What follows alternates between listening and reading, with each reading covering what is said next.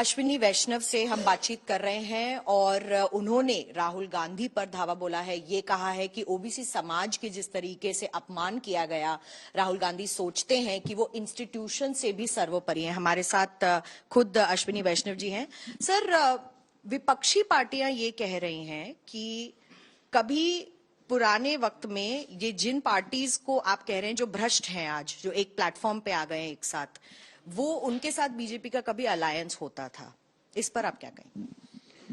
आज की तारीख में जितने भी भ्रष्टाचारी हैं वो सारे के सारे एक मंच पे आए हैं और इसका कारण है जिस तरह से प्रधानमंत्री श्री नरेंद्र मोदी जी ने एकदम स्वच्छ गवर्नमेंट दी है, एक गवर्नेंस का नया मॉडल दिया है, जिस मॉडल में गरीब से गरीब व्यक्ति के बैंक अकाउंट में डायरेक्टली सरकार का बेनिफिट पहुंच जाता है।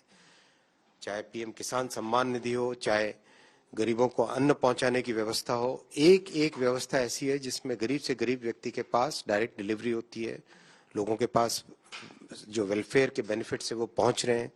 इससे ऑपोजिशन घबरा गई है। उनको लगता है कि उनका जो मॉडल था करप्शन का मॉडल, उसके अगेंस्ट आज एक नया मॉडल दिख रहा है। इस नए मॉडल में जिस तरह से लोगों का विश्वास मोदी जी पे है, देखो सबसे बड़ा चेंज क्या है, मोदी जी ने राजनीति का राज से सेवा में परिवर्तन किया है, राज करने से सेवा करने पे परिवर्तन किया है। आज जन साधारण सामान्य मानवी, एकदम सामान्य से सामान्य नागरिक इस चीज को महसूस कर रहा है, उसका रिजल्ट देख रहा है। ऑपोजिशन इससे रैटल्ड है। सर, आपने कहा और तमाम बीजेपी के नेता भी कह रहे हैं कि सूरत कोर्ट के आदेश पर उन्हें सजा सुनाई गई राहुल गांधी को, फिर उनका डिस्क्वालिफिकेशन हुआ। वो एक लॉ इम्प्लीमेंटेशन का मैटर है।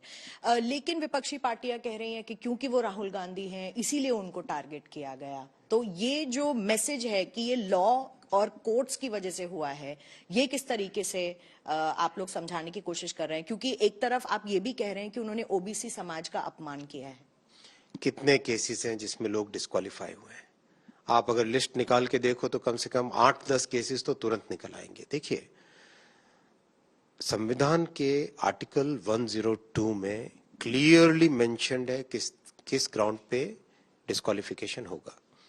रिप्रेजेंटेशन ऑफ पीपल्स एक्ट के सेक्शन 8(3) में क्लियरली मेंशन्ड है डिस्क्वालिफिकेशन का ग्राउंड क्या है। अगर मिस्टर गांधी ये सोचते हैं कि वो कोर्ट से ऊपर है, वो कॉन्स्टिट्यूशन से ऊपर है, वो देश के हर इंस्टीट्यूशन को उनको जवाब देना पड़ेगा, वो उनके प्रति जवाबदेही नहीं है। समस्या यहां पे आती है।